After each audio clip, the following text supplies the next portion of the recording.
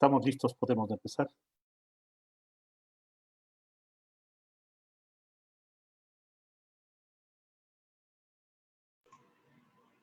Estamos listos, Efra, está todo. Ya Perfecto. está el en vivo. Bueno, muy buenas tardes a todas, a todos. Muchísimas gracias por una vez más acompañarnos en esta serie de conferencias que nosotros estamos desarrollando en el esquema de nuestro proyecto de vinculación que se denomina de la competencia a la colaboración. Para el día de hoy, nosotros hemos preparado una conferencia que la hemos denominado Experiencia sobre el desarrollo comunitario. En esta reunión, en esta conferencia, tenemos el honor de contar con la participación de don José Tonello. El señor José Tonello es italiano con una trayectoria demasiado amplia realmente en nuestro país. Y primeramente nosotros queremos expresar a nombre de la REOID, a nombre de la Escuela Politécnica Nacional, nuestro agradecimiento a José, a Bepi, que realmente es el nombre de cariño que todos le conocemos, por habernos dedicado tiempo, por habernos tomado en cuenta y realmente darnos un poco de tiempo para que nos cuente sus experiencias, algo de sus experiencias, porque realmente pensar que cuente sus experiencias se necesitaría horas de horas realmente para poder entender algo del inmenso trabajo que ha hecho Bepi. Primeramente quiero hacer una pequeña, ni siquiera vale la pena decir síntesis, sería una síntesis de la síntesis de la síntesis de su trayectoria, de su hoja de vida, ¿sí? Algunos datos importantes. Bepi llegó al Ecuador en 1970, formando parte de los voluntarios salesianos, con una edad de 24 años, y vino muy joven al Ecuador. Primeramente pasó unos meses en la Amazonía, sí, unos 3, 4 meses, y luego de eso se cambió a hacer sus actividades de voluntariado en Salinas, en Guaranda, en la provincia Bolívar. En Salinas se mantuvo durante 4 años y en ese periodo de tiempo apoyó el desarrollo de varias actividades. ¿Sí? Apoyó la construcción de la casa comunal, la instalación del sistema de agua potable.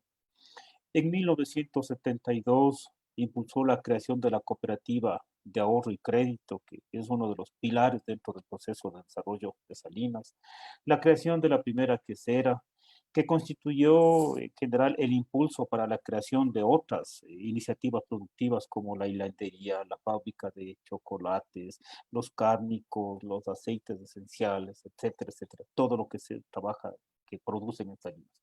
Luego de estos 4 años, Bepi, por un pedido de Cándido Rada, obispo de Guaranda en ese entonces, recibió la propuesta por su experiencia en Salinas a que pase a dirigir el Fondo Ecuatoriano Popular Umburguesio. ¿Sí? Y obviamente desde más o menos 1974-1975 asumió la dirección del FEP, ¿sí? Y que se mantuvo realmente hasta hace muy poco tiempo, ¿sí? El año anterior, que se jubiló, pero que obviamente sigue vinculado. ¿Sí? Eh, el grupo que FEP cumplió en julio de este año 50 años de trabajo, de aporte, ¿no es cierto? Sí. Y obviamente en este periodo de tiempo han existido muchísimos aportes, muchísimos desarrollos dentro del FEP. Y actualmente el FEP cuenta con 10 oficinas regionales, un banco, ¿sí? El banco El Co-Desarrollo, una escuela de formación, un colegio a distancia, ¿sí? El Colegio Solidaridad, un centro para el comercio justo y solidario, ¿sí? Como es Camari Agroimportadora, una empresa social para la construcción, Nova Habit, una imprenta, un centro informático y una oficina central. ¿Sí? Entonces, realmente, actualmente, igual BEPI sigue vinculado a pesar de estar jubilado al FED y obviamente sigue, como diré, como presidente del Banco Codesarrollo. ¿Sí? Entonces, realmente hay muchísima experiencia, un recorrido muy amplio por parte de BEPI en el trabajo, en la vinculación con los sectores más pobres, con los sectores marginados. Y eso es un poco la experiencia que nosotros queremos que Bepi nos comente en este día. Entonces, por eso es que nosotros hemos puesto el título de nuestra conferencia, Experiencias sobre el desarrollo comunitario. Entonces, voy a pasar en este momento la palabra a Bepi para que nos vaya comentando sus experiencias, ¿sí? Entonces, voy a compartir la pantalla. ¿Sí? Bueno. Gracias, Efraín. Buenas tardes a todas, a todos. En Italia he nacido, pero soy ciudadano ecuatoriano este rato, desde 1977, o sea, que antes de muchos de ustedes yo ya era ciudadano ecuatoriano, ¿ya? Y estoy contento de esa decisión que he tomado por honradez con un trabajo social que siempre he realizado, trabajo social durante el cual hay que tomar posiciones y haciéndolo, asumiendo toda la consecuencia, me parece que es un acto de honradez con el país que me ha recibido. Ya, algunos datos así muy positivos. En el currículum habría que poner los datos negativos también, pero para otra vez, ¿no? Los ha dicho Efraín. Yo quiero teorizar un poquito, si ustedes quieren, una experiencia de trabajo que he hecho durante los 50 años que estoy en el Ecuador, ¿no? Y detrás de cada concepto yo tengo imágenes de lugares, de personas, de organizaciones, de comunidades, de procesos que se han dado, ¿no? Y desearía comenzar con la definición de desarrollo que da la encíclica Populorum Progressio, de la cual toma su nombre el FEP. El desarrollo verdadero, dice en realidad la encíclica, es el paso de cada persona en su integralidad.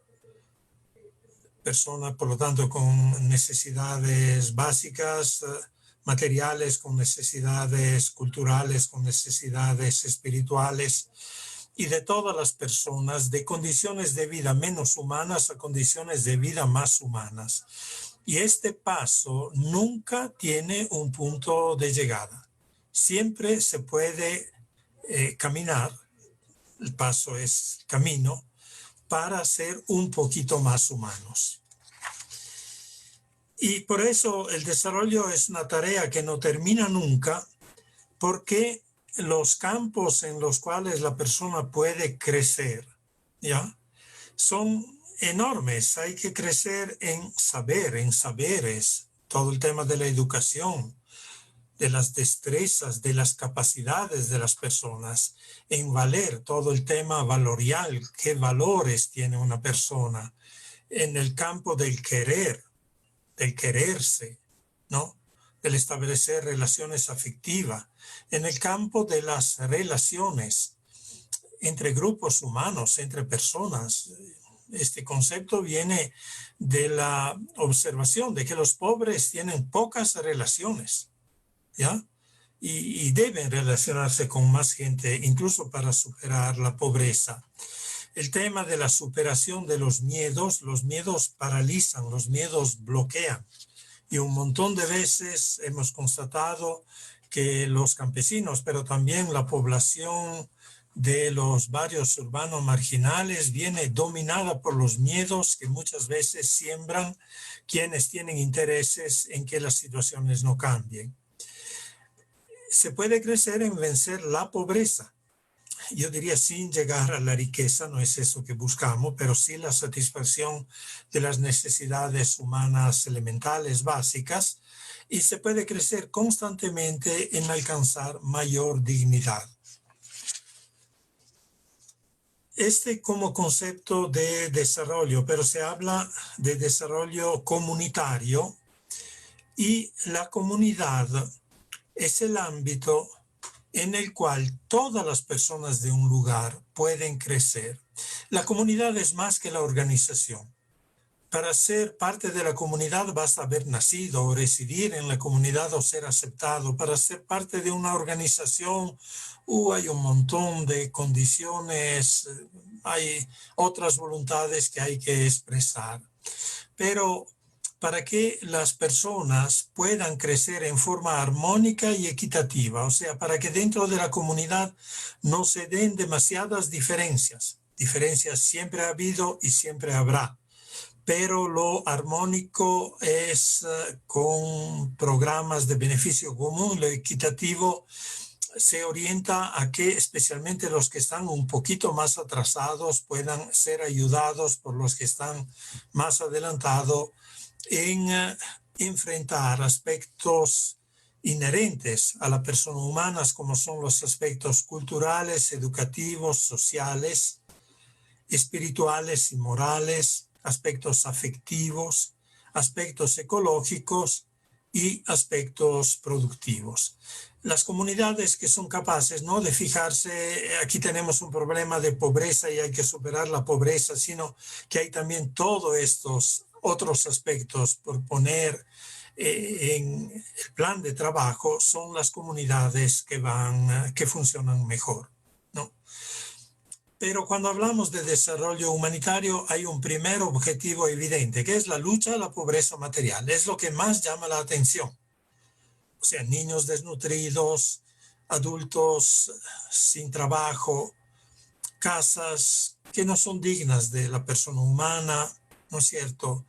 Pero esta pobreza material, que es también sinónimo de falta de recursos para la producción o para la prestación de servicios, que es causada por la explotación, que tiene una de sus expresiones en el desempleo o en el subempleo, que tiene otra llaga, otra plaga gravísima, que es la usura, y que lleva también en muchos casos a la destrucción del hábitat, lo que significa que las próximas generaciones estarán todavía peor. Entonces, contra estas males hay que luchar. Y estos están incluidos dentro de lo que nosotros llamamos o causas o expresiones de la pobreza material.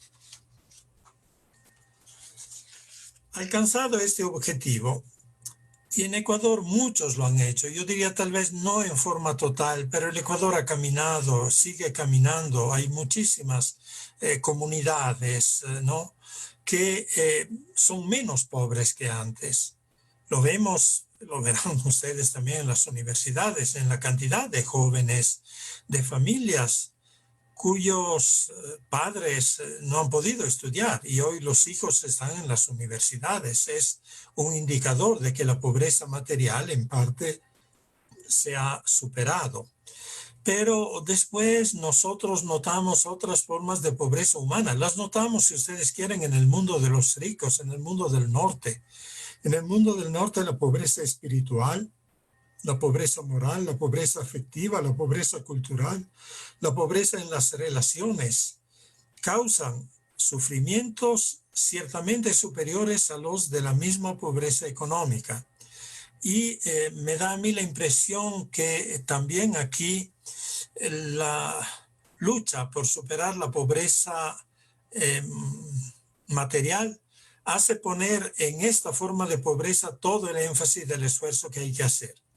Y al final estaremos más ricos, pero más tristes, más infelices, con aspiraciones no satisfechas. ¿Cómo se hace para vencer la pobreza material? Es un eslogan que tenemos. Vence la pobreza quien produce más de lo que consume, que produce más en cantidad, que produce mejor, si ustedes quieren, en calidad.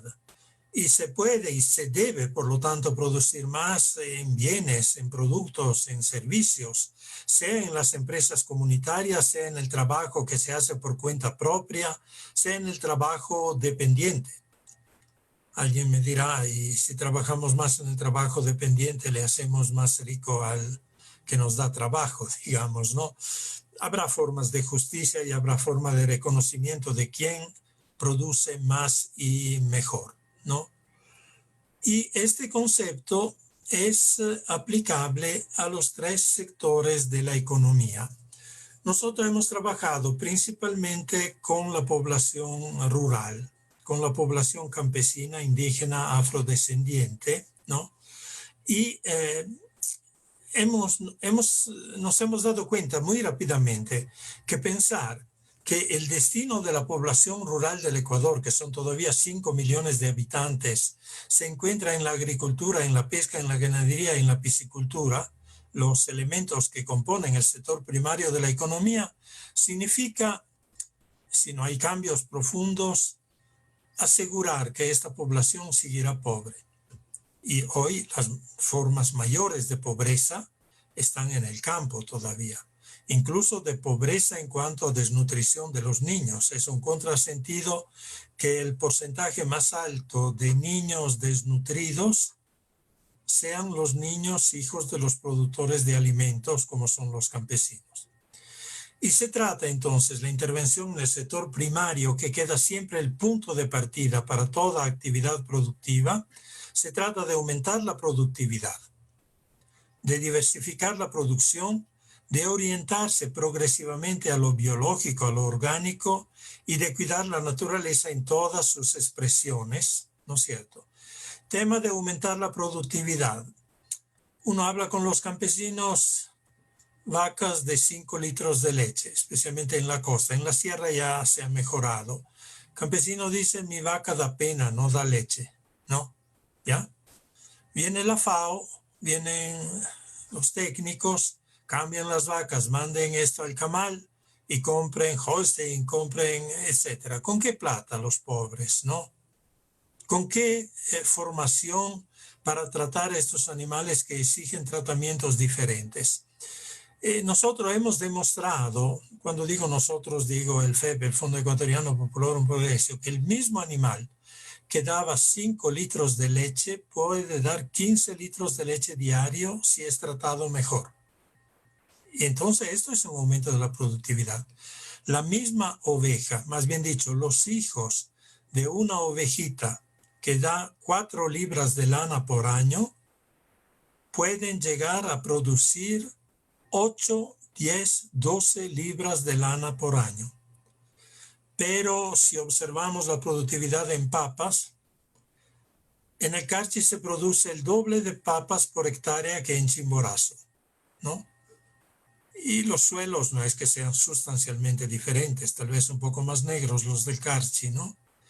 Pero en Pasto, y nosotros leímos mucho de los pastuzos, se produce el doble de papas por hectárea de lo que se produce en el Carchi. Eso es la productividad y lo podemos aplicar al arroz. En banano, un dato que he manejado recientemente, en Honduras se produce más banano por hectárea que en el Ecuador. ¿Ya? Y entonces es un campo enorme por trabajar en el sector primario por parte de las familias y por parte de las comunidades. Diversificar. Sabrán que, en fin, el FEP, que tiene también un centro de comercialización, a veces tiene que traer del exterior productos, le digo la lenteja, por ejemplo, que bien puede producirse aquí en el país. Y no se diversifica, porque aquí hemos aprendido a sembrar papas y será siempre papas. Aquí arroz y siempre arroz. Aquí leche y seguiremos teniendo vacas, ¿no es cierto?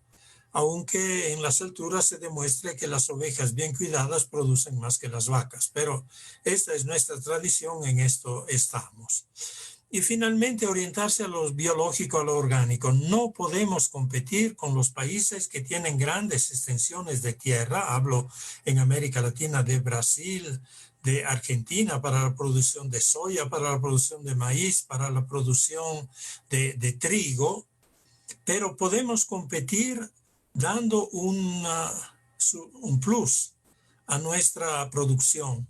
Hay una demanda altísima de productos orgánicos dentro de lo que llamamos, por parte de lo que llamamos el comercio justo, especialmente de Europa, y no hay esta producción en el Ecuador.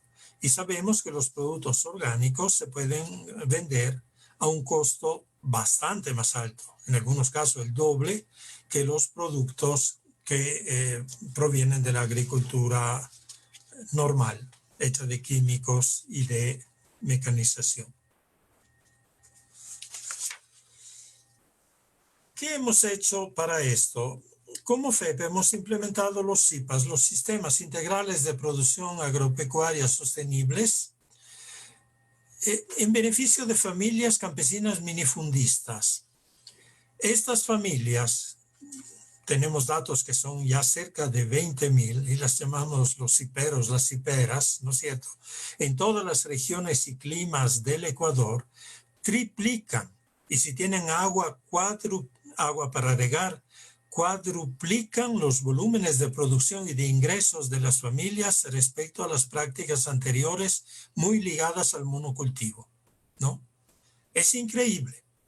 Requieren de más trabajo y si quieren una autocrítica que nos hacemos, lamentablemente hemos cargado más trabajo en los hombros de las mujeres, ¿no?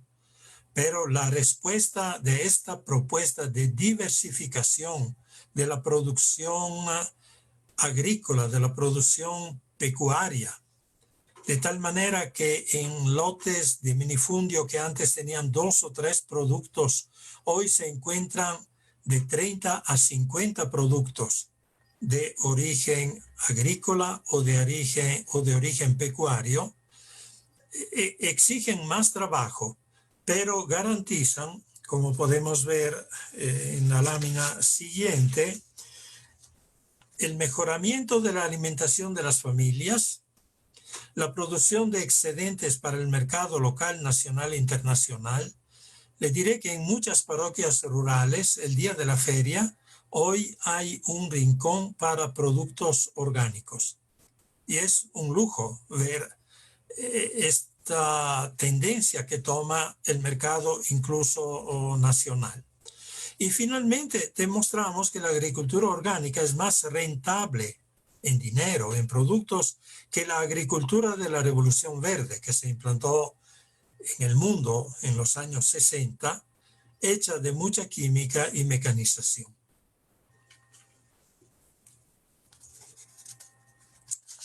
Pero llegamos al sector secundario de la economía, que son las industrias. Sería más correcto decir las agroindustrias, las artesanías, para la transformación y agregación de valor a los productos del sector primario. Estamos insistiendo mucho con los campesinos para que no dejen salir productos de su tierra sin valor agregado. Y entonces con la leche se hace queso, se hace mantequilla, se hace yogur, se hace helados, con los granos harinas balanceados, con las frutas mermeladas, cocadas, cuántas cosas, digamos, ¿no? Con las carnes embutidos, pero ahora hay grupos de campesinos que se especializan en presentar cortes de carnes ya confeccionados para los supermercados incluso. Con la miel se pueden hacer turrones, con la caña de azúcar, panela granulada. Panela granulada tenemos demanda del exterior y no tenemos capacidad de satisfacer la demanda que viene del exterior. Panela granulada con certificación orgánica, ¿no? Con la madera se pueden hacer muebles, y no ver estos camiones que van llenos de troncos de un lado a otro del país. Deberían moverse a otras cosas. Con la lana, hilos, y si quieren con los cueros, lo que se puede hacer, y con cuántas otras cosas, con lo que nace en el sector primario, como son las hierbas medicinales, las hierbas aromáticas, que en el sector secundario se pueden deshidratar para hacer tisanas, para hacer tés, para hacer aceites esenciales, en otro proceso, digamos. Hay cualquier cantidad de capacidades, de posibilidades no todavía adecuadamente explotadas en el país. La industrialización de los productos facilita la generación de nuevos puestos de trabajo. Una quesería requiere de una persona, quesería rural comunitaria, requiere de una persona para 300 litros de leche. Por lo tanto, una quesería con 3.000 litros de leche da trabajo a 10 personas. Son 10 migrantes menos, ¿no? Además de esto, genera trabajo para la administración, para el transporte y para la comercialización. Facilita el retorno a las comunidades de los jóvenes profesionales que han salido para estudiar. Yo conozco jóvenes ingenieros en alimentos, ingenieros en administración de empresas, que son joyas, porque a las 5 de la mañana van a sembrar papas o van a ordeñar vacas. A las 8 de la mañana están en su cooperativa de ahorro y crédito, con el uniforme que la cooperativa le da, o están en la fábrica de chocolates, ¿no es cierto?, con el mandil, con todo en regla, ¿ya? Siguen siendo campesinos, siguen viviendo su cultura, ¿no? Siguen estando unidos a su familia, tienen un ingreso que viene de la agricultura, que normalmente sirve para la alimentación, y tienen otro ingreso que viene de la profesión que han aprendido y que están aplicando en su comunidad, con lo cual pueden mejorar la condición de vida de toda la familia. La industrialización facilita el aumento de los ingresos, la estabilización de los precios. Productos sin elaborar, los precios varían. Ustedes un rato compran papas a $2 el saco, otro rato compran las mismas papas a $35 el costal. Facilitan el transporte, facilitan la comercialización. Es más fácil para el transporte transportar, estoy pensando en un pueblo como en Facundo Vela en la provincia de Bolívar, no sé si alguien conoce qué maldito camino hay que hacer para llegar ahí. Es una zona productora de mora y se manda la mora a Ambato para que se venda en Ambato, y en Ambato con los camiones llega jugo de mora, no llega moras, digamos, ¿no? Pero si yo mando frascos de mermelada de mora, los frascos bien empacados no se rompen, ¿no? Facilita la comercialización. Y un aspecto que es interesante desde el punto de vista cultural, la identificación de las comunidades, por ende el aumento de la autoestima de la población. Yo me identifico con este producto ya es conocido en el mercado. Saben que nosotros campesinos hacemos cosas buenas. Mucho menos esto se puede demostrar cuando se venden productos sin valor agregado. Y el sector terciario, los servicios. En la hospedería campesina de La Tola, que ya no funciona, se hizo una encuesta para pedir a los indígenas migrantes a Quito por qué razones han venido a la ciudad. Y las razones fueron dos. Una, en la comunidad no hay trabajo y la comunidad solo se dedicaba al sector primario de la economía. En la comunidad la vida es fea, es dura. Y se refiere esto al sector, a lo que estamos viendo, que en las comunidades no hay servicios. Recién las cosas están mejorando, pero hay servicios ya de comunicaciones en muchas comunidades, pero ustedes oirán a los niños que no logran seguir las clases ahora a distancia porque no hay internet en sus comunidades.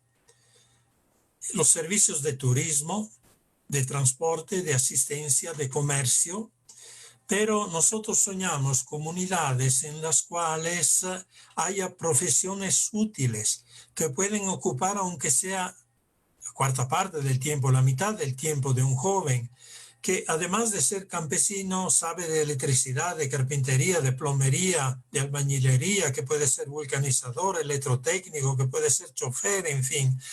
Entonces, una posibilidad de tener ingresos de rubros diferentes. Esto mejorará la vida en las comunidades porque no necesito ir a la ciudad cada vez que se me daña algo para poderlo arreglar, ¿no es cierto? O cada vez que tengo una necesidad especial. Nosotros estamos haciendo lindas experiencias en el campo del turismo, ¿no? Y mucha gente, incluso del exterior, viene para ver las bellezas artísticas, históricas y naturales del Ecuador, nuestras montañas, nuestros bosques, nuestras playas, pero vienen para ver nuestra gente. Y nuestra gente que no es necesario que haga cosas extraordinarias, que se ponga ropas de fiesta, digamos. Nuestra gente como es, nuestra gente serena, nuestra gente positiva, nuestra gente optimista, nuestra gente que muy acogedora, digamos, para eso. Y es un valor que puede transformarse también en fuente de ingresos. Pero en el campo de los servicios, la forma más alta de comercio es la que organiza y hace funcionar bien las finanzas populares. Nosotros usamos ese término finanzas populares, después un poquito les digo de qué se trata, ¿no?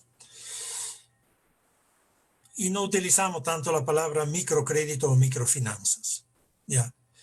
De la comercialización del dinero, que es ahorro y crédito, un banco compra el dinero, bueno, se lo hace prestar y paga un interés, y después a su vez lo presta y otorga crédito. Es un negocio, en fin, ¿no es cierto?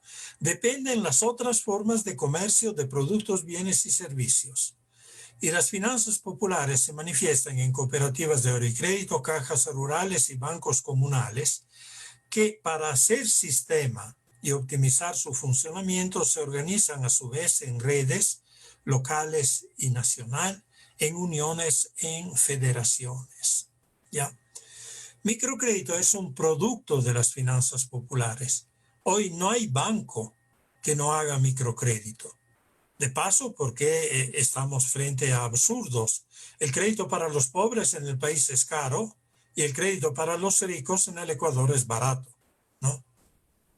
La diferencia entre crédito caro y crédito barato es de 3, 4 veces. Pero ustedes saben que la tasa permitida para dar microcrédito de acumulación simple, microcrédito minorista, llega hasta el 30,5% anual en dólares. No hay empresa que resista con estas tasas de interés. Algunas resisten en realidad porque tienen otras fortalezas, pero se dice que el Ecuador es el país que en proporción al número de sus habitantes tiene cada año la creación de más microempresas. No se dice la segunda parte, que de 3 microempresas que se han constituido, 2 mueren antes de cumplir el segundo año de vida. Y el costo del dinero es una de las variables para que se dé esta situación. El dinero está demasiado caro. El país no va a moverse más aceleradamente de lo parado que está ahora. Disculpen si el razonamiento no es tan lineal, digamos, porque cuesta mucho, sea captar dinero, sea otorgar dinero. Hoy, incluso las cooperativas que nosotros ayudamos y defendemos, captan dinero a tasas del 10, 12%. Es un suicidio.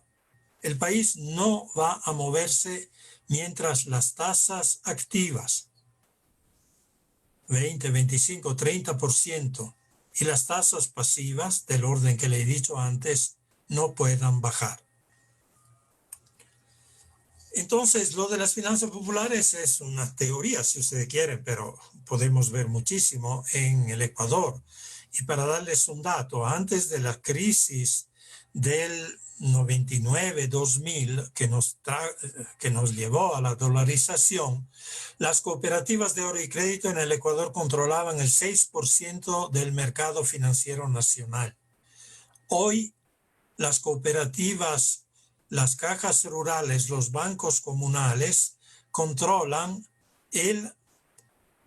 entre un poquito más del 25%. Por lo tanto, han crecido muchísimo en relación a lo que era la situación anterior a la crisis. Esto significa que merecen la confianza de la gente. Una definición de finanzas populares es dinero del pueblo, para el pueblo, administrado por el pueblo en sus comunidades para financiar el desarrollo local, con atención a la cultura, la ecología, la equidad, la producción y la generación de empleo. Producción y generación de empleo porque en el Ecuador muchísimo financiamiento, incluso de las cooperativas, va para el consumo. Y hay derecho también de consumir, porque cuando se consume un bien, alguien lo ha producido. Pero nosotros, especialmente a los campesinos, yo hago siempre la diferencia entre producir y consumir. Le digo, si tú con el crédito compras una vaca, vas a tener leche y vas a tener un ternerito cada año. Si tú con el crédito compras una moto, vas a gastar en gasolina y la moto no pare un motorcito, ¿no? Es para que se entienda, en fin, que primero hay que producir, después quieres comprarte la moto, quieres comprarte el carro, quieres comprarte la televisión más grande, o tu hija es caprichosa y quiere un teléfono que ni tú sabes que existe, pero él sí lo sabe. Cuando tú tienes medios de producción, tú podrás permitirte también eso, pero antes producir y generar empleo. Este concepto de finanzas populares pretende que la riqueza se quede en los sitios en que se la genera y no siga los flujos que llevan el dinero, los productos y la mano de obra a las grandes ciudades y después al exterior. El dinero ecuatoriano se concentra en Quito y se concentra en Guayaquil. El 25% del ahorro nacional en este momento está en el exterior. ¿Esto qué significa? Significa que de $4 que damos a los bancos, 1 va al exterior. Las cooperativas, por lo menos en esto, son diferentes. De $4 que damos a una cooperativa, los 4 se quedan aquí. Y nosotros en el Grupo Social FEB, con Banco Desarrollo en primera fila, aspiramos a que en cada pueblo y comunidad del Ecuador haya una FL, la llamamos estructura financiera local, con énfasis en lo local, que interprete las potencialidades del lugar y financie las empresas comunitarias y familiares que allí se establezcan, dando soluciones a los problemas de la población. Esta posición nuestra está en contraposición a las decisiones y a las prácticas que está implementando en este momento la Superintendencia de Economía Popular y Solidaria. Las cooperativas, antes de la Ley de Economía Popular y Solidaria que salió en 2011, eran 1.100 en el país. Hoy las cooperativas de ahorro y crédito son 540, o sea, son menos de la mitad. Y cada semana se puede decir que se obliga a las cooperativas pequeñas a fusionarse con las cooperativas grandes. Esto llevará a que incluso en el mundo de la economía popular y solidaria se dé concentraciones en vez de repartición más equitativa de la riqueza nacional. Y nosotros sabemos que muchas cooperativas son débiles, pero queremos trabajar para que se fortalezcan. El dinero que sale de una comunidad rural para ir a la cabecera cantonal o a la cabecera provincial no regresa. No, queda de propiedad de la persona que vive en la comunidad rural, pero esta misma persona cuando su dinero está en la ciudad verá cómo se compra una yatita, cómo se hace una media agüita, etcétera, y el dinero queda afuera y el campo se empobrece. Y el campo se envejece y los jóvenes no regresan. Entonces, el sentido de finanzas populares es que el dinero quede en los lugares donde se genera.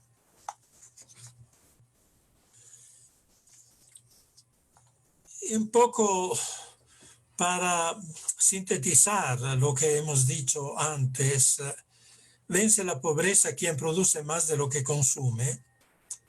Esta frase termina así: y deposita los excedentes como ahorro en la FL de su comunidad. Y entonces esta FL, estructura financiera local, llega a ser el motor del cambio cultural, social, económico y ecológico de su territorio. Hablamos de economías circulares, ¿no? Hablamos de invertir los flujos de la riqueza nacional. Hablamos de que se recoja dinero donde hay mucho dinero, que es en las ciudades, y se lo lleve donde hay poco dinero, que es en el campo. Y hoy todavía sigue sucediendo exactamente lo contrario. Sale riqueza de donde hay pobreza, sale algo de donde hay pobreza y se concentra donde la pobreza es menor. Estos son los flujos de nuestra economía. Cuando se mueve dinero hacia las ciudades, detrás del dinero va la gente. Cuando se mueve dinero del Ecuador para ir al norte del mundo, detrás de este dinero, le he dicho antes que el 25% de nuestros ahorros está en bancos del exterior, puesto por los bancos nacionales allá. Detrás de eso van nuestros jóvenes, detrás de eso va nuestra migración. Y habría la forma de poder cambiar estas situaciones. Una buena implementación de las intervenciones de la comunidad en los tres sectores de la economía y del soporte a las actividades productivas y de servicios por parte de la cooperativa de ahorro y crédito local, que se llama Coaxal en este caso, puede verse en Salinas de Guaranda. Me imagino que alguien de ustedes, si no conoce Salinas, conoce los productos. Se habla de Salinas de los quesos. Los quesos es uno de los productos. Hay chocolates, hay embutidos, hay dulces, hay mermeladas, hay productos de lana, hay productos de cerámica, hay hierbas aromáticas, hierbas medicinales, aceites esenciales. No hay producto que salga de esta tierra sin valor agregado. Y esto explica por qué se han creado centenares de puestos de trabajo en un lugar donde antes los jóvenes, 1971, cuando nosotros llegamos, no había jóvenes. Estaban todos en la costa para la zafra o para las cosechas de café y de cacao. Y estos jóvenes, hoy ya no jóvenes, hoy son adultos, pero hoy los jóvenes pueden quedarse en su pueblo para trabajar en los tres sectores de la economía. Y en esto recuerdo una frase que era del fundador del FEP, que justamente era obispo de Guaranda, que nos orientó, Monseñor Cándido Rada. El Ecuador será grande cuando el último rincón del país sea grande, no por su tamaño, sino por la calidad de vida de su población. Y para entender eso, yo les digo que conozco en el país ciudades donde tenemos puentes para cruzar las calles, y conozco sitios en el campo donde no hay puentes ni para cruzar ríos y ríos grandes y donde sigue muriendo gente, especialmente niños, todavía el día de hoy, ¿no?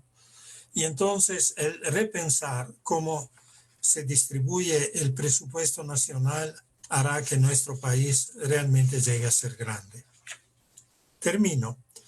En el FEP hacemos muchas cosas: finanzas populares, formación profesional, fortalecimiento organizativo, asistencia técnica y administrativa, comercio justo, construcciones, ecología, derechos humanos, podría poner algunos, etcétera más. Y los sujetos de nuestros trabajos son las personas, las familias y las comunidades. Nuestro eslogan es: invertimos en humanidad. No invertimos en tierras, no invertimos en joyas, no invertimos en bancos, aunque tenemos un banco para servir a la gente. Invertimos para que las personas crezcan. O sea, nuestra riqueza, que es nuestro trabajo, más que los recursos que recibimos, es regalar ese trabajo a la gente que lo necesita. Y nuestro objetivo, nuestro sueño es contribuir para que en el Ecuador, en el mundo, sea posible quererse más, ser felices y vivir en paz. Y yo creo que el día que esto sea el objetivo del trabajo que hacemos para el desarrollo, todos estaremos un poquito mejor. Muchas gracias.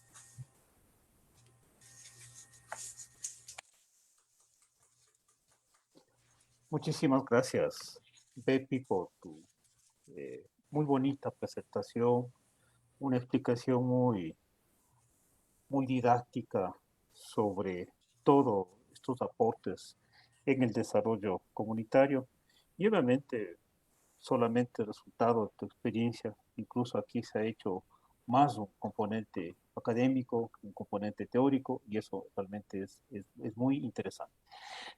Quiero dar paso a algunas preguntas que nos han ido planteando nuestra audiencia. Entonces, pienso que tenemos un poquito de tiempo.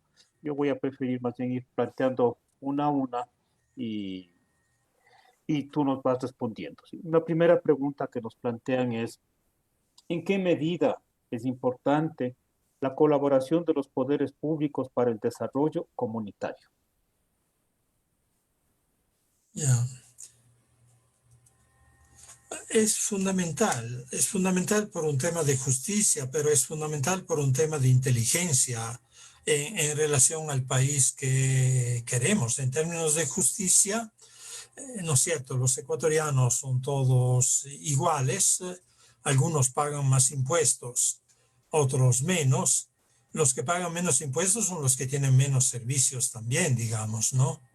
Y no tomamos en cuenta, a veces decimos que solo paternalismo hay con los campesinos, con los pobres.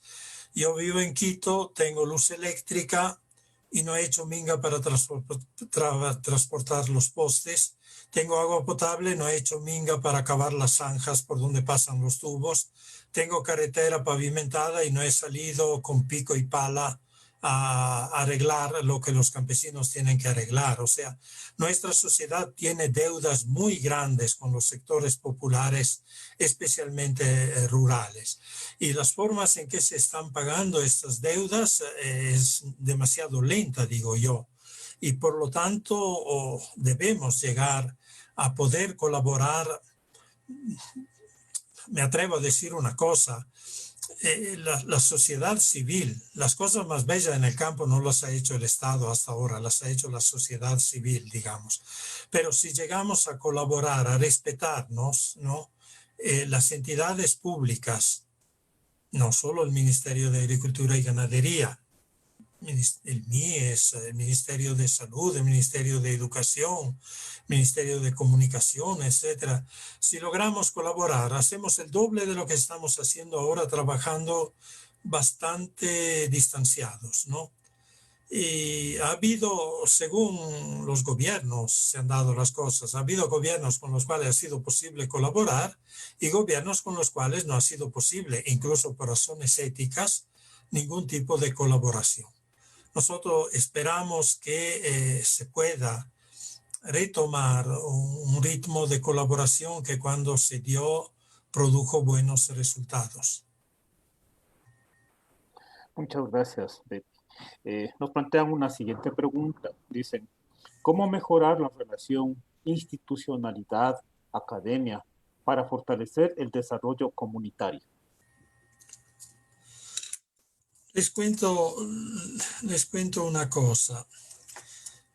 Qué lindo sería si en algún momento las entidades de la sociedad civil que trabajamos en desarrollo, en el sentido amplio que he dado al concepto de desarrollo al comienzo de mi intervención, digamos, pudiéramos sentarnos con las universidades, con la academia, para decidir qué investigaciones necesitamos, ¿no?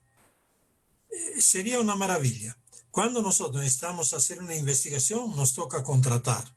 Y cuando un estudiante de una universidad, nosotros estamos muy abiertos a estudiantes que vienen a hacer sus tesis, sus pasantías en nuestras instituciones, digamos, en las mismas organizaciones, a este pobre estudiante le toca buscar un montón por aquí, por allá, digamos, ¿no? Hasta ver ya. Sumemos fuerzas, es el mismo concepto que expresé antes en las relaciones que debería haber entre sociedad civil y poderes públicos, digamos, ¿no? Sumemos fuerzas. Nosotros necesitamos documentar nuestros esfuerzos, necesitamos comprobar resultados. Nuestras evaluaciones son muy epidérmicas, son muy superficiales. Qué sé yo, cuando hablamos de crédito, la evaluación de si el crédito ha producido buenos resultados es si tengo morosidad o no tengo morosidad. Es demasiado poco. La gente puede hasta sufrir hambre con tal de cumplir la palabra de devolver, digamos. Y cuando sufre hambre significa que el proyecto no funcionó. Pero igual cuando hablamos de educación, muchas veces vemos, nosotros como FEB tenemos un colegio a distancia, por ejemplo, ¿no? Cuántas horas de clase han tenido y no vemos los niveles de aprendizaje, los niveles profundos de capacidad de razonar de la gente. Entonces hay campos enormes donde la colaboración sería útil. Déjenme decir otra cosa. Hay jóvenes cercanos a terminar su carrera, su graduación de tercer nivel o de cuarto nivel, digamos, que han podido pasar un tiempo con nosotros en las comunidades campesinas, que agradecen esta experiencia, que dicen, esto me ha abierto los ojos, ¿no? La universidad me ha dado los conocimientos, pero yo a mi país lo he conocido gracias a lo que ustedes me han indicado, ¿no? Y entonces, una invitación para que ustedes orienten más jóvenes estudiantes a que puedan hacer prácticas, a que puedan hacer tesis en colaboración con quien tiene una vida de compromiso con los sectores populares. Muchas gracias, Betty. Sí, tenemos otra pregunta, parece muy interesante. Esta dice, ¿cuáles son las condiciones básicas necesarias para llevar a cabo las actividades que permiten fortalecer las condiciones económicas sin el cambio de identidad en los habitantes de la comunidad? Ya, yo creo que la condición básica es, la primera es la organización, ¿no es cierto? ¿Ya? Y podemos hablar de organizaciones tradicionales como es la comuna, ¿no? Podemos hablar de organizaciones jurídicas y organizaciones no jurídicas, informales, ¿no? Pero finalmente la organización es la expresión de una voluntad, ¿no? Ya. Lo segundo es la formación de las personas. Una formación que valorice todo el saber local, pero que a este saber local le agregue en el plano de los conocimientos, pero en el plano de los hábitos también, ¿ya? A ver, el tema de la calidad en nuestro país. Yo no creo que haya una materia que enseña calidad, ¿no? Pero los campesinos son débiles, pierden en el mercado porque a veces no ponen productos y servicios de calidad. El más o menos siempre va bien, ¿no es cierto? Y la formación entonces es el crecer. Yo algunas veces he dicho crecer en humanidad hace un rato, ¿no? Esto es. Lo tercero es el territorio. Un territorio no debe tener solo necesidades, debe tener también potencialidades. Podríamos llegar a un nivel de desarrollo intelectual de las personas que viven en un territorio pobre que solo con la cabeza. Yo genero software, por ejemplo, ¿no? Yo genero ingreso y cambio la situación económica. Pero hay que dar pasos para llegar a eso. Lo primero es ver si en mi región hay productos, hay riquezas que ya están presentes y que yo puedo valorizar más, ¿no? Otro punto que yo considero indispensable es el de las cadenas de valor, ¿no? En el caso de Salinas, fracasó una quesera en el 1974. ¿Por qué no organizamos la comercialización? Las queseras de 1978 nacieron en junio, en mayo, el primer queso, en junio ya se estaba vendiendo queso en Santa Clara, en el mercado de Santa Clara en Quito, ¿no?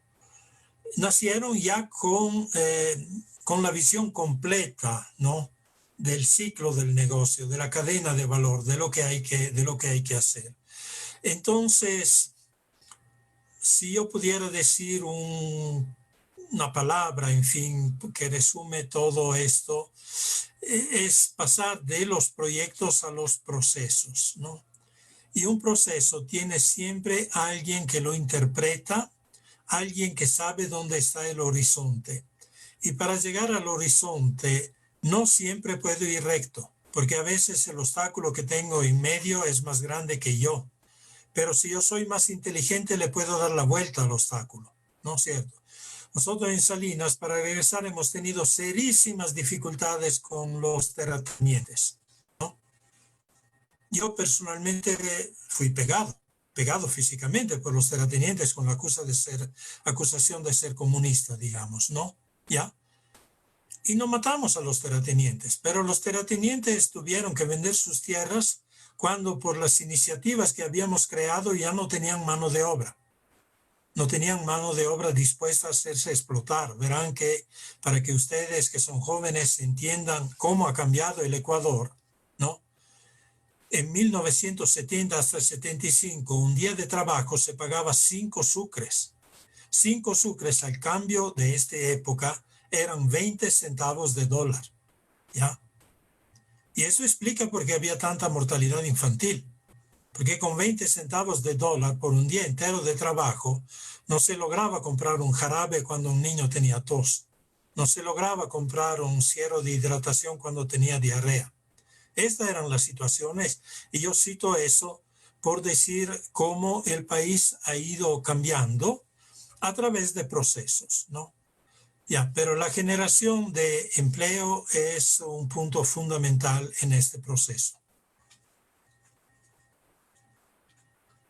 Muchas gracias, Pepe. Bueno, un poco también una parte importante del tema del dinero. ¿Sí? Y aquí nos plantean una pregunta, dice, ¿qué herramientas existen para la inclusión financiera de la población rural? Ya. La herramienta principal para mí es la educación al ahorro, ¿no? Nosotros hablamos mucho del ahorro con los pobres y los pobres poco inteligentes dicen, yo soy pobre, no puedo ahorrar. Y yo le digo, te quedarás siempre pobre. El que dice, yo soy pobre y no puedo ahorrar para pensar un cambio en su vida, imagina que alguien desde fuera lo tiene que ayudar. Al pobre que puede ahorrar, yo conozco mujeres que hace años lograban ahorrar $1 por mes, $12 a fin de año, pero puesto en su cooperativa le daba acceso a $120. Si con $12 compraban 3 gallinas, con 120 compraban 30 gallinas. Y ustedes entienden la diferencia, ¿no es cierto? Y ahí ellas pasaban de la actitud de tender la mano a ver quién me ayuda, ¿no es cierto? A ver si es el Estado, a ver si es una persona buena, si es la iglesia, si es el FEP, etcétera, a decir, yo soy protagonista de mi desarrollo. O sea, el cambio mental era un cambio enorme en estas personas, ¿no? Y entonces, toda la propaganda que se está haciendo, vengan que hay crédito, el problema de los pobres no es más el acceso al crédito. Hoy, un cierto problema de los pobres es el sobreendeudamiento. Ustedes ven hasta vallas aquí alrededor de Quito, yo las veo y siempre las noto con mucho malestar.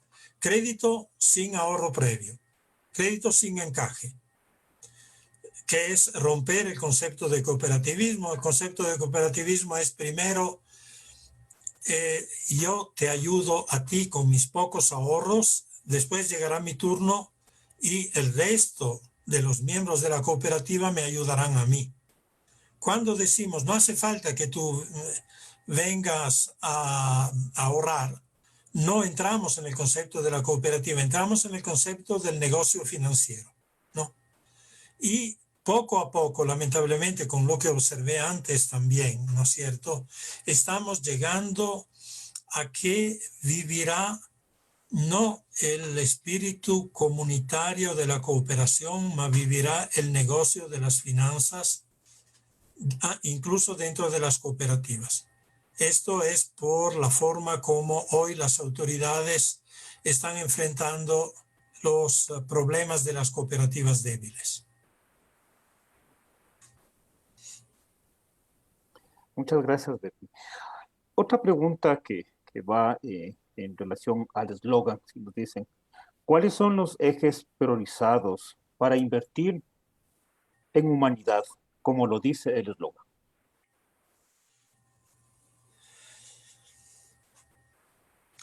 Mejores personas, ¿no? Y había en la intervención, hay el campo del saber, ¿no? El saber nunca es completo, ¿ya? Y nosotros valorizamos los saberes campesinos, pero le decimos a los campesinos que tienes que aprender más cosas, ¿ya? No significa llevarlos a la universidad. Los hijos de los campesinos, en buena hora, ya van a la universidad, ¿no es cierto? Pero hay el campo del saber, hay el campo de los valores, de las virtudes, dejen hablar así. El campo entonces de la honradez, el campo de la fidelidad, el campo de la sinceridad, ¿no es cierto? El campo de la no violencia. Con esto se crece. El campo de la tolerancia, el campo de la paciencia, ¿no? Uno para ser un buen dirigente debe tener todas estas características. Hay el campo de las relaciones, ¿no? Los campesinos tienen pocas relaciones. Yo recuerdo los años en que estaba en Guaranda, todavía en Salinas, más bien dicho. Puchica, íbamos, uno de nosotros, gringuitos nos decían, ¿no? Los gringotes eran los norteamericanos, altos, ¿no es cierto? Bueno, nosotros también altitos, ya, pero en fin, eso. Íbamos nosotros y las autoridades nos hacían caso. Iba una delegación de 30 indígenas y afuera de la puerta de esperar, digamos, ¿no? ¿Ya? Entonces el campo de las relaciones que trae autoestima en las personas, ¿no? ¿Ya? Hay el campo de la equidad. Hablamos casi siempre de la equidad de género, pero la equidad entre razas. El Ecuador es un país donde hay mucho racismo todavía. En octubre del año pasado hemos visto cuánto racismo se ha explicado, digamos, ¿no? ¿Ya? Hay el campo de la mediocridad, del no incorporar como valor innato, ¿no? No cultivado la calidad en todas las expresiones, la búsqueda de la excelencia. No está en los genes de muchas personas, ¿ya? Eso, hay el campo de la superación del miedo, ¿ya? Pedimos a los campesinos algún sacrificio, ¿no es cierto? Y el miedo, después no nos han de hacer el agua potable que nos han ofrecido. Llegan los que hacen pirámides, yo le puedo contar casos de estafas de 200,000, de 300,000 dólares hechos a comunidades campesinas, por quien dice, tú me das primero 20,000, yo te voy a prestar 200,000. Y organizaciones incluso de segundo grado, ¿no? Que caen en esto, ¿ya? De tanto decir no. Cuando tú vas con una propuesta buena, te dicen no. No, porque yo los comprendo. Todo el mundo ha estafado a los indígenas hasta ahora. Estoy exagerando cuando digo todo el mundo, pero entiéndanme, digamos, ¿no? Muchísima gente ha estafado, ¿ya? Y entonces mi defensa es decirte que no, ándate nomás. Y unos llegan con buenas intenciones, no de estafar, sino de ayudar, ¿no? Y entonces superar los miedos, saber en quién puedo confiar. No es posible que en todo el mundo yo tenga que desconfiar. Entonces, ustedes ven que hay el campo de la persona. Hay el campo de la familia como entidad educadora, ¿ya? Y hay el campo de la comunidad, que permite de hacer crecer de la inversión en humanidad, digamos, ¿no? Nosotros decimos mejores personas, mejores familias, mejor comunidad, mejor país. Ojalá lleguemos algún rato en eso, ¿no? Entonces es un camino, yo diría, más ético que intelectual.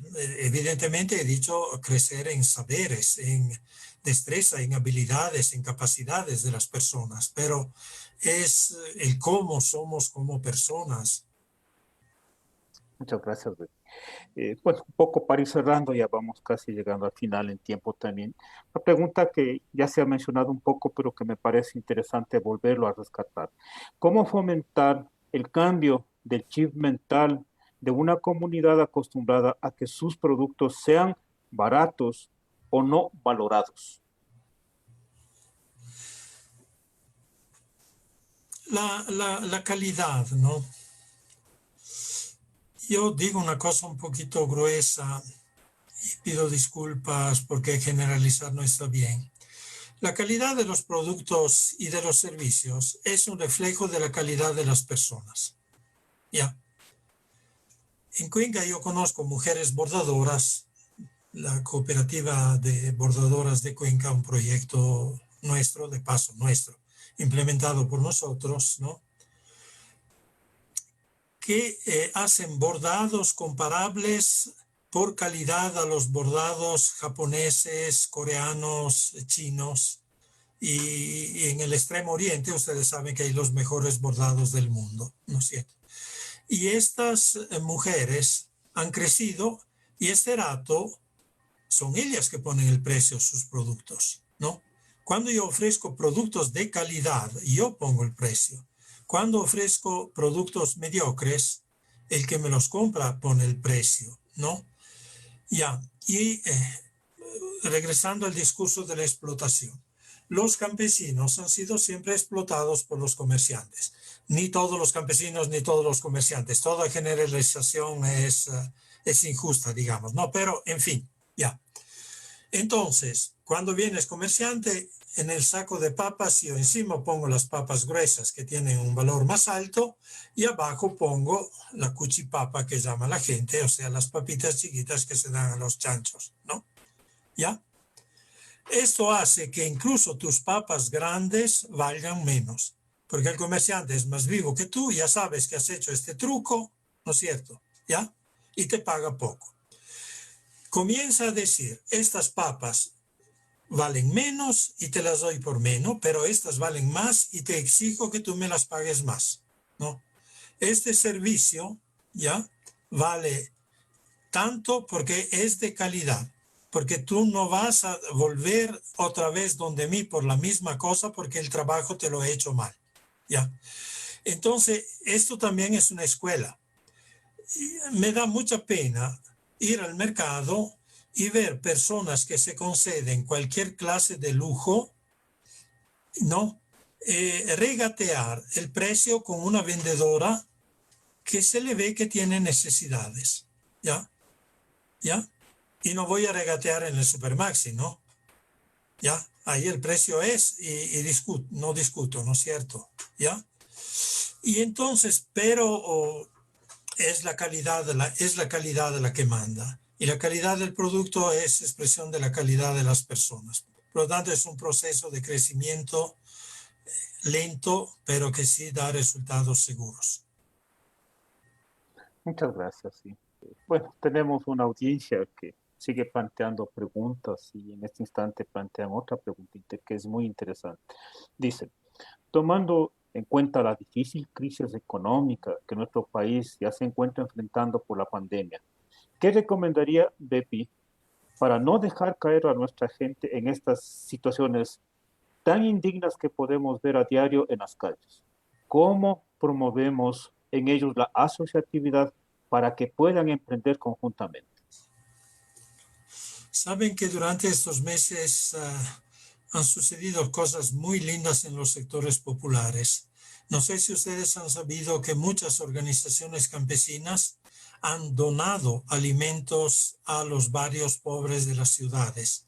En Quito, en Guayaquil principalmente, digamos, pero en Ibarra, en Guaranda, en Ambato, en Riobamba, yo tengo videos, documentaciones de cómo se entrega, etcétera. Pero han nacido también experiencias comerciales muy lindas que yo espero que puedan consolidarse en favor de la economía popular y solidaria. La gente ha demostrado que es capaz, ¿no es cierto?, de hacer bien las cosas. Ya. Yo, sin embargo, desearía poner el tema de la pandemia dentro de los males coyunturales del Ecuador. Yo creo que nuestros males estructurales son mucho más graves que la pandemia. La pandemia nos ha tocado con los muertos, ahí no hay remedio, digamos, con mucho sufrimiento también físico, ¿ya? Pero la pandemia pasará. Se dice que es la cosa que nunca, bueno, primero que nunca más el mundo va a ser igual y peor.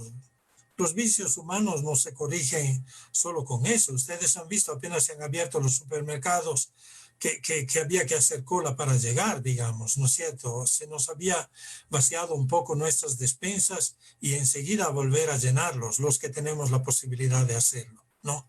¿Ya? Y enseguida, este rato consígame un puesto en un avión y ustedes van a ver que no es tan fácil, digamos, ¿no? Otra vez a moverse por aquí y por allá. Los males estructurales son mucho más graves. El mal estructural de la injusta distribución de la riqueza en el país, ¿no? Pandemias en el mundo ha habido, mucho más graves que estas. Hablamos de pandemias que han hecho 60 millones de muertos, cuando había mucho menos población de la que hay ahora en el mundo, ¿no? Y se superaron las pestes de la Edad Media, pero la fiebre española de 1918 hizo 20 millones de muertos, ¿no? Y pasó, ¿ya? Esta pandemia también pasará. Ojalá aprendamos algo de lo que ha sucedido y seamos capaces, pero de saber que en el mundo muere más gente por la malaria que por el COVID-19, por ejemplo. Y nadie se preocupa, ¿no es cierto? Es una de las cosas. Entonces, tomemos los aspectos positivos. Los campesinos se han organizado, nosotros lo hemos visto. En los barrios urbanos marginales también hay organización popular, ¿no? Para enfrentar este y otros problemas, hay control social, ¿no es cierto? Lográramos para controlar la corrupción, hacer el mismo esfuerzo que hacemos como el que hacemos para controlar la pandemia, ciertamente tendríamos un país muy diferente. Gracias, Betty. Sí.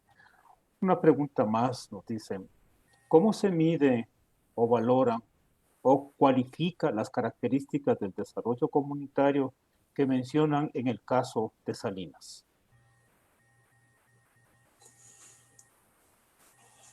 Podría decir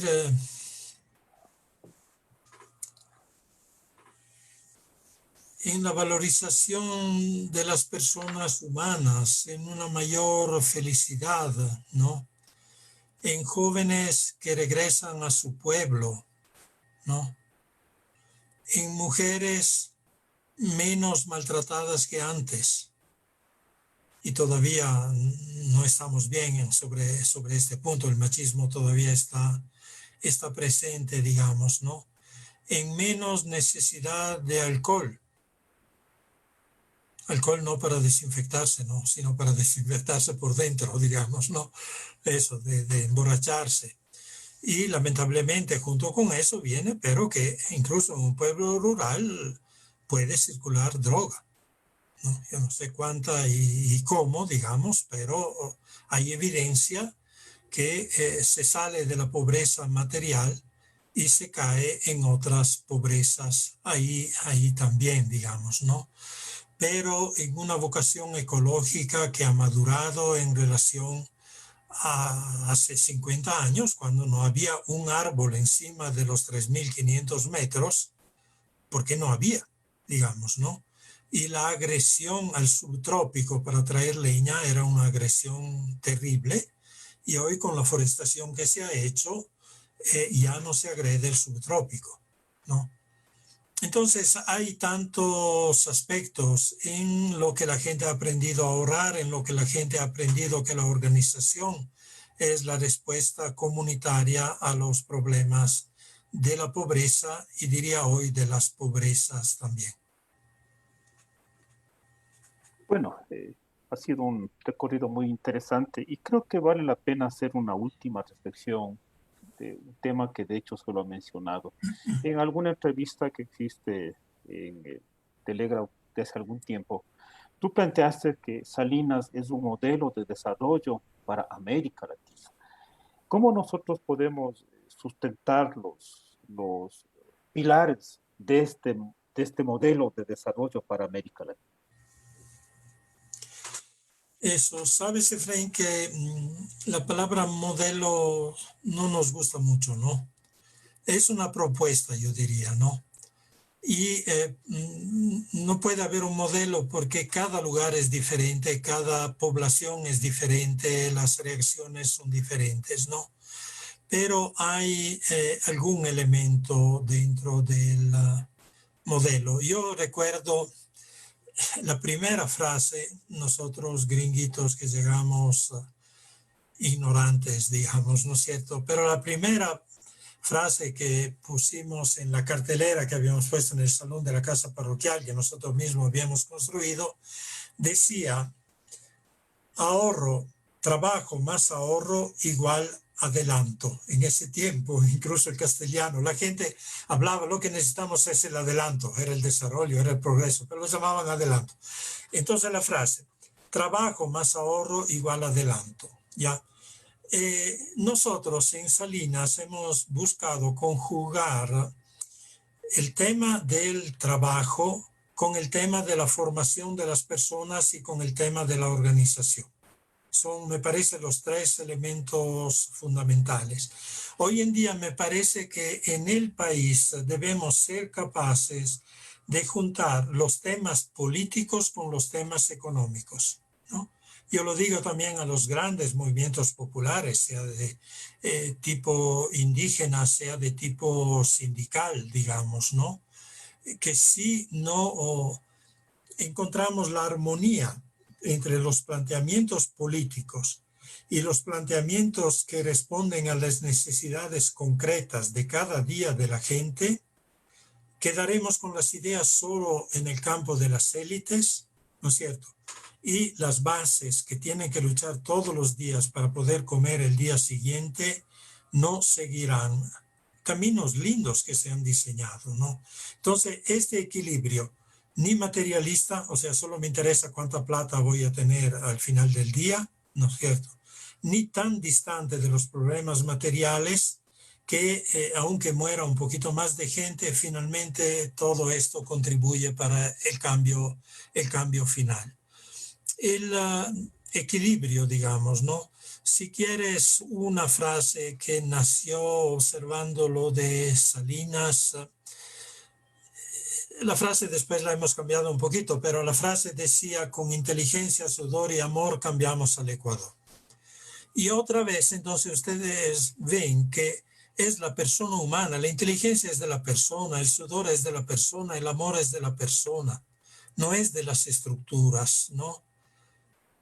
No es el dinero, no cambiamos el Ecuador con el dinero viene como consecuencia de una cabeza que trabaja bien, de brazos que no tienen el miedo de esforzarse, ¿no es cierto? Y de sentimientos profundos de relación, de amistad con los demás. Les cuento que un día estuve en Brasil y dije esta frase y les dije: ahora encuéntrame algo que haga rima con Brasil, porque con inteligencia, sudor y amor cambiamos el Ecuador, ahí está la rima, ¿no es cierto? Terminamos la reunión, después de un par de horas se me acerca un brasilero, me dice: yo encontré. Dice: con inteligencia, sudor y sex appeal cambiamos al Brasil. No, disculpará, como me dijiste que de repente hay algún brasilero también, ¿no es cierto? Ya. Ahora le agregamos, pero, porque estamos viéndolo, incluso en el mundo de los pobres, no solo de la política, con inteligencia, sudor, amor y honradez, cambiamos el Ecuador. Ya. Hasta en las cooperativas se puede robar. Yo le digo a los dirigentes campesinos: has robado $1. Tienes la cabeza hecha igual que el ministro que ha robado $1 millón. El día que puedas robar 10, robarás 10, después 100, después 1000. Dependerá de lo que esté a tu alcance. El ministro pudo robar más y robó más, pero la cabeza está hecha igual, ¿no? Entonces, un poquito la insistencia en estos valores, generar ideas. Padre Antonio Polo en Salinas está siempre más adelante de todos nosotros, ¿no? Y entonces Salinas, una pequeña cosa que no he dicho antes, no tiene miedo a la competencia. Los salineros van a enseñar a hacer quesos. Hoy en día son 130 las queserías rurales comunitarias en el Ecuador. Y la mitad de estas han tenido salineros que han ido a enseñar cómo se hace queso y buen queso, digamos. Porque mientras yo enseño lo que hoy sé hacer bien, con la mente ya estoy más adelante, ¿no? Ya, entonces la cabeza que trabaja es un elemento que garantiza el éxito en las cosas. Muchísimas gracias, Bepi. Siempre el tiempo nos limita las cosas, pero ha sido fantástico definitivamente todo este recorrido que se ha hecho en esta presentación, todo el conocimiento que se ha ido planteando y todos los retos que nos queda a nosotros como parte de la universidad. Un espacio realmente que pienso está en deuda con la sociedad y eso se lo ha dicho en este momento, ¿sí? Y aquí mismo se han planteado, ¿sí? De esta presentación habrá que seguir revisando porque hay muchísimas cosas que tenemos que sentarnos como universidad, como grupo de investigación a trabajar, ¿sí? La importancia que se ha mencionado del del manejo del dinero, del ahorro, la importancia del trabajo, la importancia de los valores. Creo que cada uno de esos son temas que nosotros tenemos que ir profundizando realmente, concientizando, ¿sí? Y encontrando formas, ¿sí? De ir posicionando dentro de nuestra sociedad, ¿sí? Como espacios importantes para lograr al final construir una sociedad más justa. Y obviamente el trabajo que han hecho ustedes, yo digo ustedes, hablando como FEB, hablando como Grupo Salinas, ¿no es cierto? Sí, realmente ha sido una muestra de eso, ¿no? De esfuerzo, de ideas, de un derroche de honradez definitivamente y de praxis, y de estar realmente sobre los hechos haciendo las cosas. Entonces, eso realmente creo que es un ejemplo que nos queda a nosotros y que nosotros tenemos la obligación de ir comprendiendo, ¿sí? Comprendiendo desde la universidad y demostrando definitivamente que es posible que las cosas cambien. Yo creo que el mejor ejemplo, el ejemplo más palpable, es Salinas, sí. Es un caso que realmente todavía hay gente que vivió esa época anterior a la llegada de ustedes, ¿sí? Y que da cuenta, ¿sí? Y que llora definitivamente cuando se acuerdan lo que realmente fue Salinas antes y lo que es Salinas en este momento. Entonces, por todo eso, yo primeramente quiero agradecer, ¿sí? Por el tiempo que nos has dedicado. También comprometer, seguro que nosotros a partir de esta conferencia vamos a tener más inquietudes, más necesidades de estar junto a ustedes. Y nosotros siempre tenemos una vinculación muy directa con el padre Antonio, con la gente de Salinas. También contigo hemos ido viendo indirectamente los trabajos que han ido desarrollando, pero también esto que sea un espacio para dar inicio a una relación de la que nosotros podemos irnos nutriendo, podemos irnos aprendiendo y poder ir difundiendo. También queremos agradecer a todos que nos han acompañado en esta conferencia.